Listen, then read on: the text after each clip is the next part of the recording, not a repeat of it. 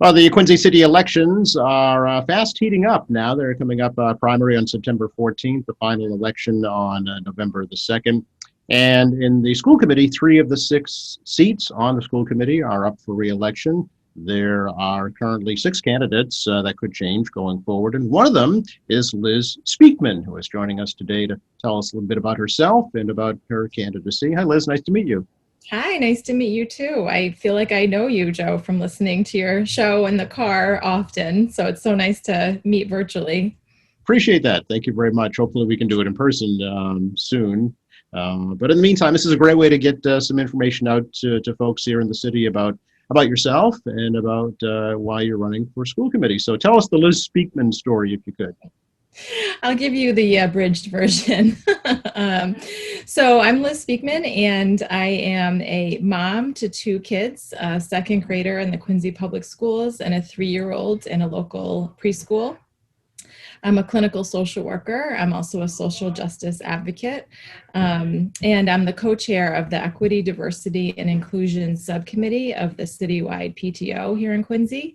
And I've spent the last 15 years navigating large, complicated systems on behalf of folks who are most marginalized. In order to come up with collaborative solutions. So I feel very excited to be a candidate for the Quincy School Committee. What was it, Liz, that prompted you to run? So, like a lot of other families, our family really struggled during the pandemic. And we saw firsthand the impacts of the school committee and administration's policies, really affected our day-to-day lives in many ways. And we were very lucky to be able to access the supports and resources that we need to help our kids be as okay as they could be. But I know that that's not the case for all of the families in our community. And so, I'm really committed to making sure that families have access to the information they need in their own language, and the resources that are necessary for their children to thrive. Quincy has amazing resources in the city and the school department. And I think we just need to do a better job of making sure that everyone has access to them. And that's what I'm committed to doing on school committee. How would you kind of grade the school system in Quincy as to how they've been handling the pandemic? So, last spring was really tough for everyone when the lockdown happened. And, we certainly as a family had a really tough time with, not having access to the supports that we needed in the schools and in other places. And so last spring we can sort of put that aside and know that everyone was doing the best that they could. But I think since the summertime, really, they implemented last summer these amazing in-person learning opportunities for students who most needed it, and gave a lot of professional development to the teachers to make sure they knew how to start up in September virtually as best they could. And then they put a lot of the, regulations in place, even though the state had said it was okay to be 3-foot distance. The Quincy schools committed to the 6-foot, which I was very happy about as a parent. And my son was hybrid for the beginning part of the year. And so I got to hear, his learning during school time. And I started emailing his teacher saying, you're a saint. You must be exhausted by the end of the day. She just was working so hard, and the kids were, so cute and hilarious and just distractible in a bazillion ways. And she just kept keeping them as engaged as she possibly could. And his in-person teacher keeping connected to what they were doing. And so for us, I feel very grateful for what they've done. And I know a lot of families that are full remote, that have chosen full remote, have been very happy with their experience around the virtual learning, and knowing that the teachers are working incredibly hard to keep the kids well emotionally as well as learning academically. So I would say they've done an excellent job. And I know, even when we're doing great, we still have room for improvement. And so I think there's ways that we can take some of the things that we've learned through COVID and hold on to those and keep those as we move forward. And also, improve access to the supports for families that maybe weren't able to access as much as they needed. Yeah, do you worry that there might be a lag in learning, due to the pandemic, especially maybe for the older kids? Hmm. Absolutely. I mean, I keep saying I don't think we'll really know the impact of this for years, both academically as well as socially, emotionally. So many families are in really different places around their experience with COVID, how it's impacted them and their kids. And so I think both academically as well as emotionally and socially, we really need to pay attention to how we keep the kids as connected as they can be to um, their abilities and their skills and their strengths, that even if they're not able to sort of um, articulate their learning as best they can, that they still are smart, and they're still trying really hard, and that they're just them feeling like they're good enough. I think that if we can instill that in our kids, that's going to serve them much longer than even some of the math, the basics, or I think literacy is really important, but I think a sense of worth actually carries us in many ways over time. I'm a social worker, and so that's where my frame of reference comes from. Yeah, do you agree with the decision to negate the MCAS requirement this year?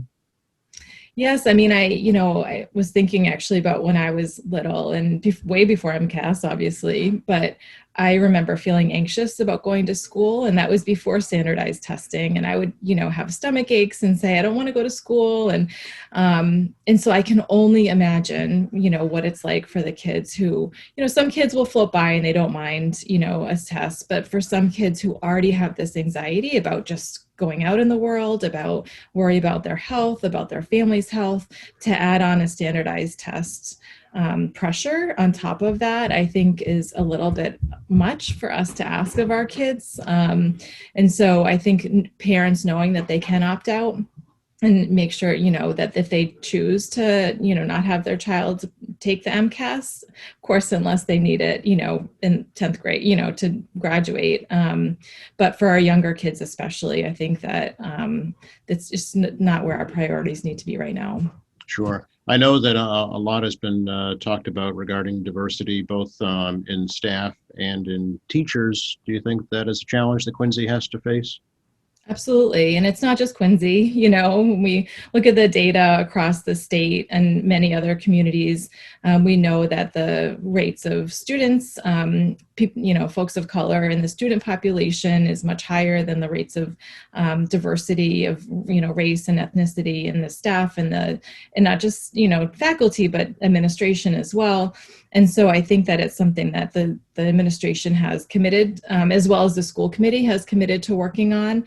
And so I'm very supportive of that. And I've been in contact with some of the teachers who are working on a proposal to create a pipeline for students who have completed their master's in education to be able to receive a stipend to do their student teaching within Quincy. So we can keep the Quincy kids who graduate from the schools, go on to get their master's, want to be teachers, incentivize them to stay within the Quincy school system by providing a stipend for their teacher, teacher learning, part of their education. And then hopefully they get that foot in the door to be able to stay and have, that stable career within our system. So I think that's an excellent idea, and I'm very supportive of how we can operationalize that. I don't think anyone's really going to be against it, but it's really like, how do you actually make that happen? And so the teachers are really committed to that, and I'm very supportive of how we can make that happen. What would you say, Liz, are some of the biggest challenges that the Quincy Public Schools face, going forward? I mean, there's so many things that I think we're all challenged by right now. And, I think so many of us have been through so much in the past year that we're often putting one foot in front of the other, and hard to sort of step back and think kind of creatively and optimistically about what our future can hold. And so that's what I would love to see the Quincy Public Schools do, is really kind of create a vision for where do we go from here.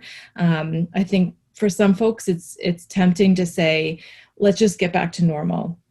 Come September, we're going to be back to normal. And I hope we resist that and say, let's move forward and let's think about what are all the things that we've learned through this experience that we can keep and that we can work on and move forward, and not just go back to how things were, because how things were wasn't working for everybody.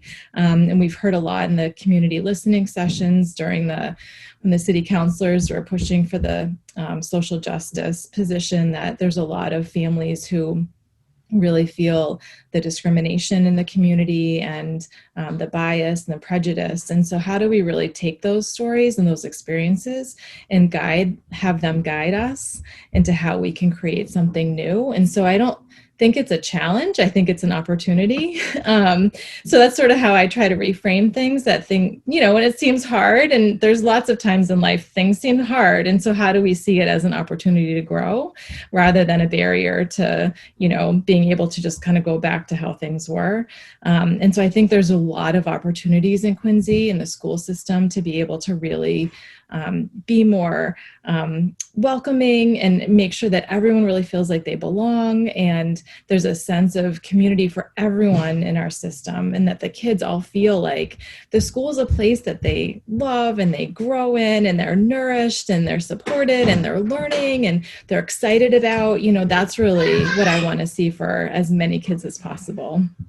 Can you talk a little bit about where you think some of the financial priorities should be within the school system? Where should the money be directed to most? I mean, I know the mayor's been very generous with the school system and making sure that all the supports that are, necessary are there. Absolutely keeping all of the, enrichment programs and the ways that we're sort of seeing the whole child for the school system, I think is really important. I would love to see this idea that I've had of having family outreach workers.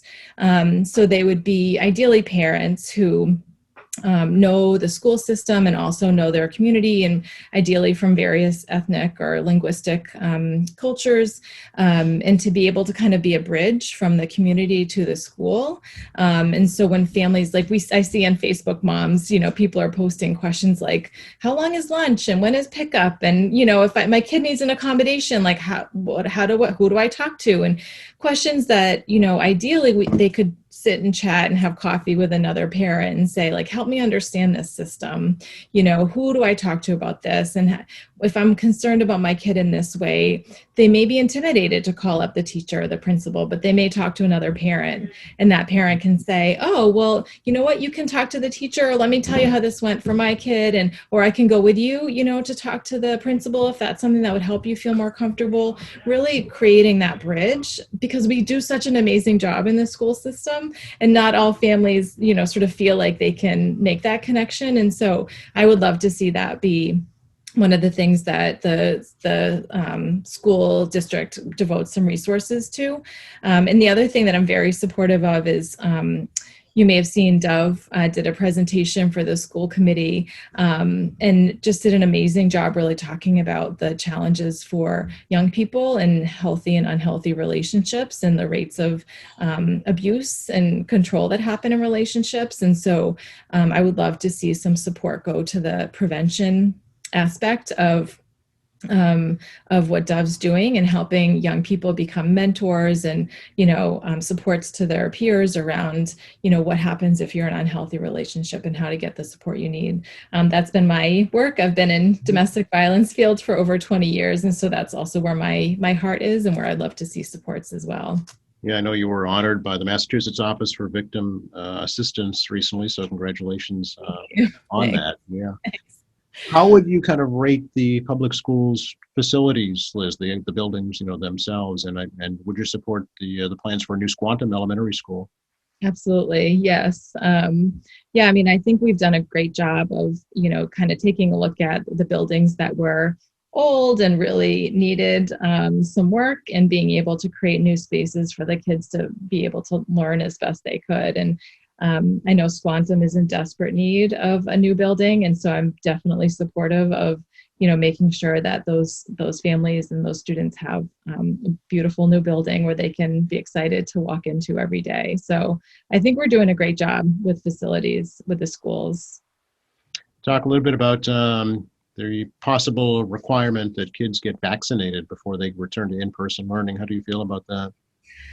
I don't know. I don't know. I mean, I was in full support of the flu vaccine being mandated. And, obviously we get the flu vaccine every year anyway. And I mean, the flu vaccine has been tested and tried for years and years and years. And so that felt right to me.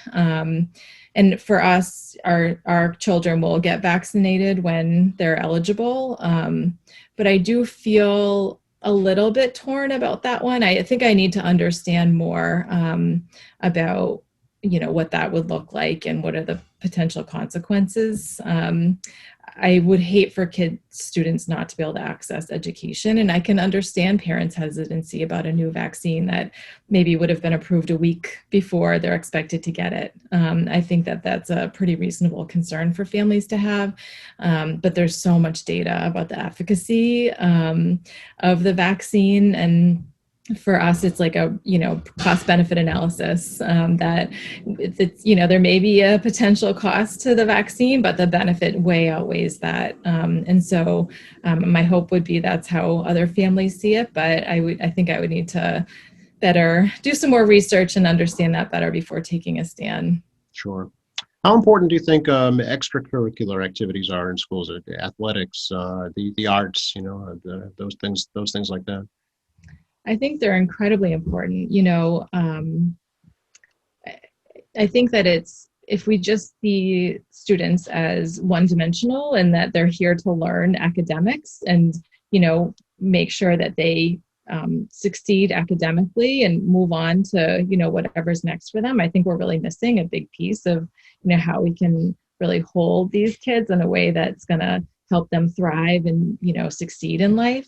And I think a big part of that is what they do outside of school and how they are, again, how they can really feel like they are of value and they are of worth. And not all students excel academically, but they may have other things they're really excited about that keep them connected to the school. And maybe it's athletics, maybe it's, singing or, other kind of arts things, whatever it is that keeps them engaged and really excited about being part of the community and part of the learning environment. That's amazing. And I don't think everyone has to go to college either. I think that there's so many paths for us that can really create a life of meaning, that to not sort of keep our, have such a narrow view of what success means, that if we can really broaden that and see that success means so many different things, which means as a school, we need to offer, all of those things to be able to help the students really sort of explore what's their thing and what's going to be exciting to them and keep them growing and thriving. So I think it's a huge important part of what we're doing in the school system. Is this your kind of first run at elective office, Liz? Yes. What will be your campaign strategy, if you will? How will you reach out to the community? So I've been in this phase of listening and learning for a few months and connected with a bunch of different community groups and the PTOs, and then, other elected officials and parents, lots of parents. We did a survey to, better understand what are the concerns that parents have and what do they want to see school committee work on. It was, of course, a biased sample because it was people that I know and my friends know. But a big thing that came up was social emotional health of the kids, which really resonated with me too and our family. So I'm, talking to anyone who will talk to me, basically. That's my strategy, reaching out. And then, I talked to Philip from Corey, and he says, oh, you should talk to so-and-so and such and such. And I say, great, did you have their contact? And I reach out to them and talk to them. And so I'm really so excited to be able to, hear from different folks and what's important to them and what they would like to see us work on. And it's been wonderful for me. And I'm really excited to be able to, once we can get out more, talk to people in the community and have more of those direct connections. And so that's really what I love. And again, as a social worker, like being with people, talking to people, hearing what's on their minds and in their hearts, that's just part of who I am. And so that's my strategy, I guess, is just to do that and then take the guidance from what folks want to see and try to represent that as best I can, as I move forward. How do you think your professional life will help you on the Quincy School Committee?